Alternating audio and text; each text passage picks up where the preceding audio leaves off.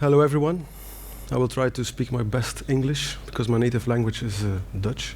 So once in a while there will be a Dutch word in the English text. I want to tell you a story about innovation and entrepreneurship.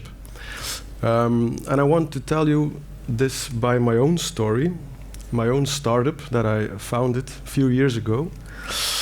And the startup is called Started. It's the largest incubator in Belgium for early stage startups today. I was told that over 90% of the people here in this room are engineers, and I must say I like engineers a lot. You all know how to build things, and that's fantastic. You are all interested in new technologies to do that. So the way I see it, when you have entrepreneurial blood running through your veins, and I hope there are a lot of people with entrepreneurial blood today, you have two options. First one, and that's the way I will, do my presentation. The first one is you can start your career in a corporate, then you will be an intrapreneur. An intrapreneur is an entrepreneur on the payroll of a corporate or a company. That's not your own. Second option, if you are entrepreneurial blood, you can do a startup of your own. It's a little bit similar. Now, the important thing,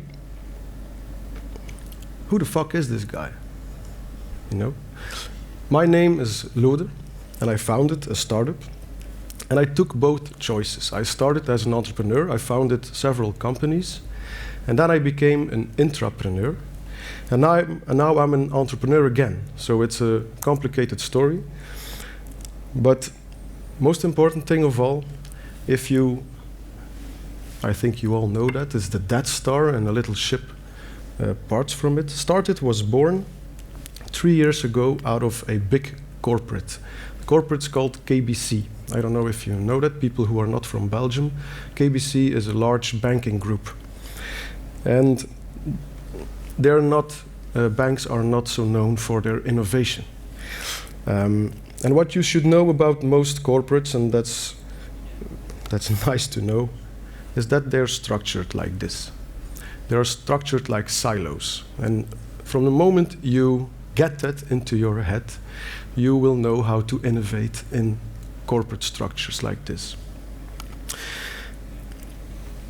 Each department has a silo. You have a legal silo, you have an HR silo, you have one for communication, you have one for marketing, you have one for sales, you have one for R&D, ICT, and so on. The reason why there are silos is because the people who are in that silos do everything to protect what's in it, namely the information. Those are the people. You have the Mr. Yellows, the Mr. Reds. The Mr. Reds are the bosses, the Mr. Yellows are the employees, and all the Mr. Yellows, they have to report to the Mr. Reds. And you have several of those groups in each and every silo. They want to keep all the experience and all the information in one silo, and 50 years ago people must have thought, big managers must have thought, well, that's a good idea. Let's organize our corporates like there are machines or like there are armies, so we can control everything. And it doesn't end there. There are a few layers added to this. You have the Mr. Blacks, then you have the Mr. Blues on top of there. That's the CEO of a business unit. You have the senior general management layer, and you have a lot of layers who all report to one another. And that complicates stuff if you want to be an innovator in a company like that. For the record, a corporate like KBC had 8 of those business units. 8. Not 8 silos, but 8 of those silo structures. So if you want a strict management, it's fantastic, a structure like this. If you want to do innovation in a company like this, it's a hell of a job and it won't work.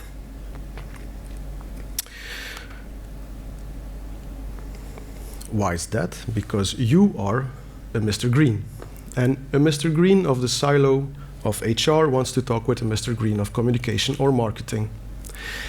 In order to do that, and now I will explain something very, very complex. In order to do that, this guy needs that guy, that guy, that guy, and that guy. He has to go to this guy. This has to improve this idea, which usually doesn't happen.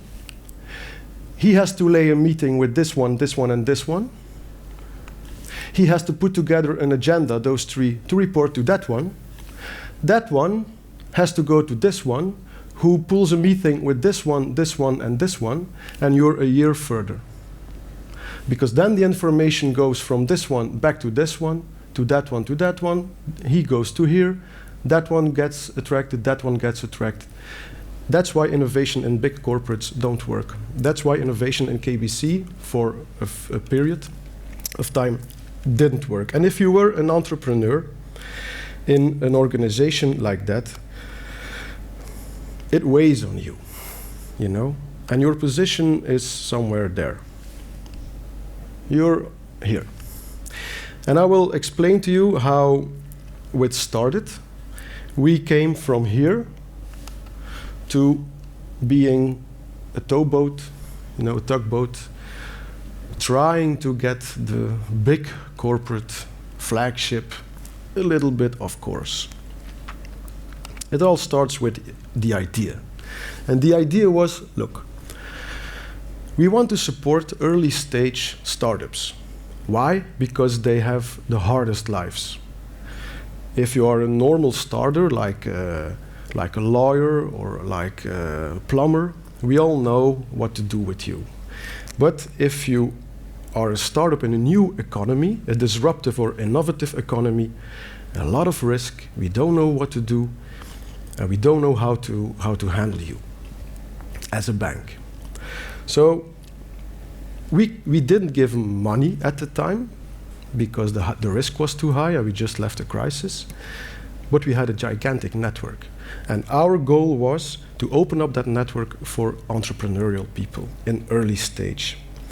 We wanted to give every startup one-on-one coaching. Every startup with us gets a mentor. Every startup gets one of the biggest startup academies in Belgium. We open up our networks, like I said. They got workspace, they got workshops, events, a lot of fun. And there's the catch, we want to do it for free. We don't take equity, you don't pay 1 single cent at our program. So imagine when you have a business model like that and you go to a management of a bank. It's not well received. So how did we succeed? Well, there was a good timing. The timing was right for our idea. If you are an innovator in a company and you want to push forward one of your ideas, and you're all engineers, so you have ideas every day you see problems you can solve, because you're engineers and you're very good at it, your company has to be ready for innovation. And banks, I guess you know, they were. We just had a financial crisis. There were complex systems. We had complex experience for our customers. There was a broken trust relation with our customers. There were redundant intermediaries. There were a lot of hurdles to get to a bank. And if you got there, there was a limited access. They were as good as not online, and so on and so on. So there was room for improvement. And then I always think about one of the biggest philosophers of human history, Mike Tyson, who says everybody has a strategy until you get punched on your face.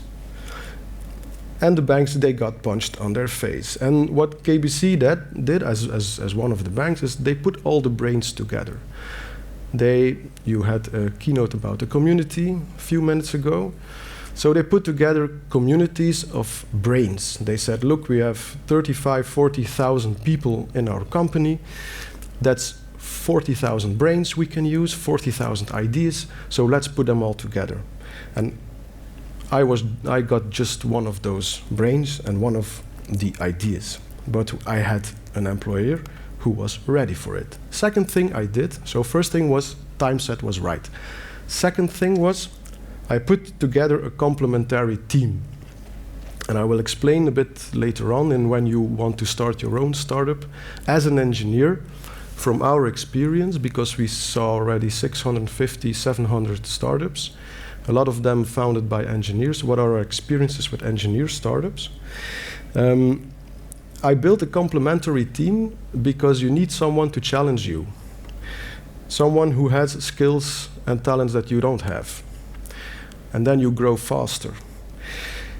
This one, I know it's recorded, so I will take a little bit of time because he doesn't like to get in the picture. Erik is a decision maker from KBC. He is one of the Mr. Pinks. He's one of the Mr. Pinks, so he's situated over there. He has a direct hotline to the CEO, and he can kick the ass of directors and general managers below him.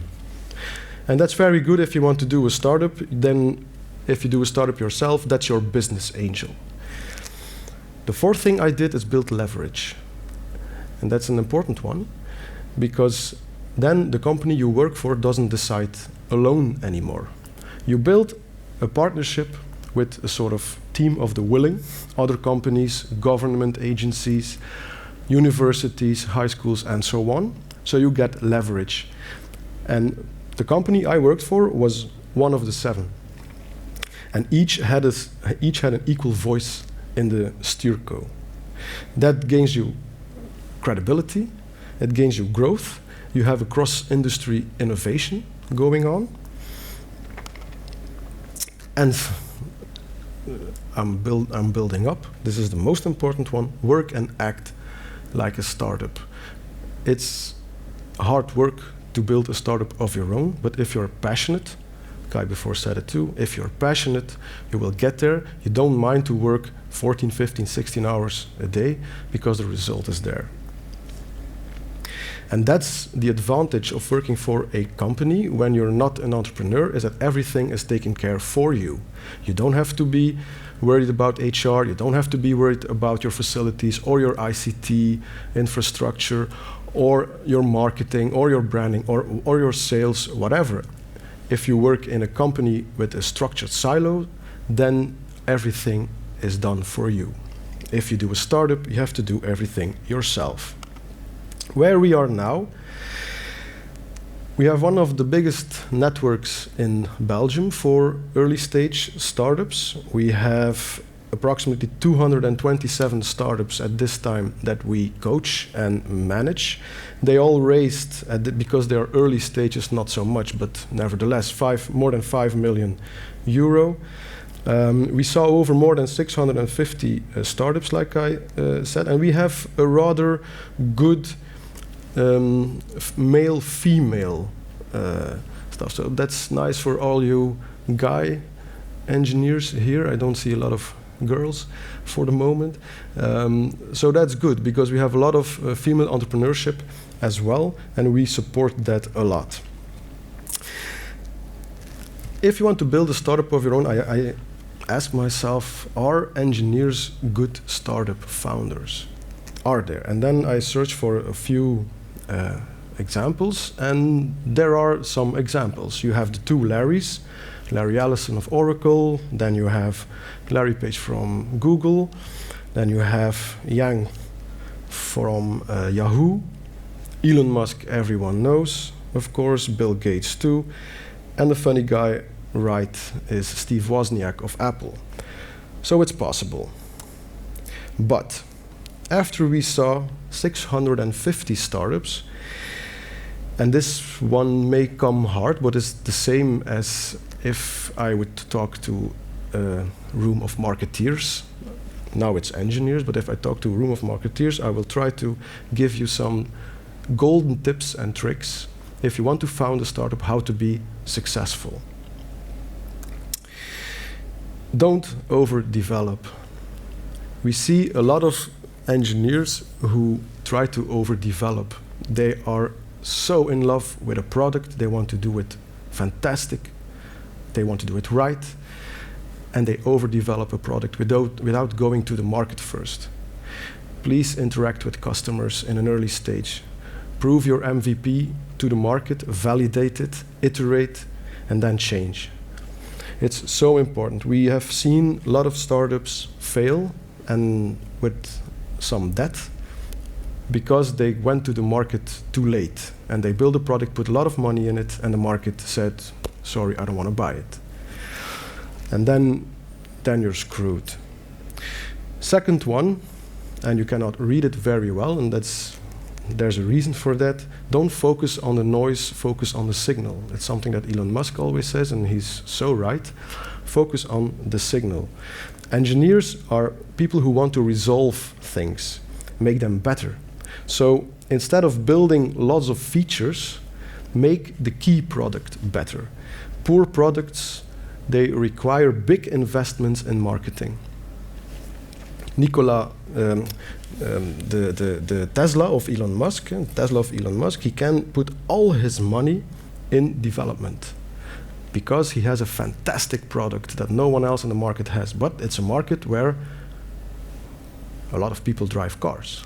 So if he wants to build a car, he has to build a fantastic car. A lot of engineers we see are a bit risk avoidant. And that's bad for a startup. You don't have to eliminate risk. We see it a lot from people who had an engineer job in big companies where it was the role to manage and eliminate risk. Managing risk is fantastic. Eliminating risk is bad for a startup.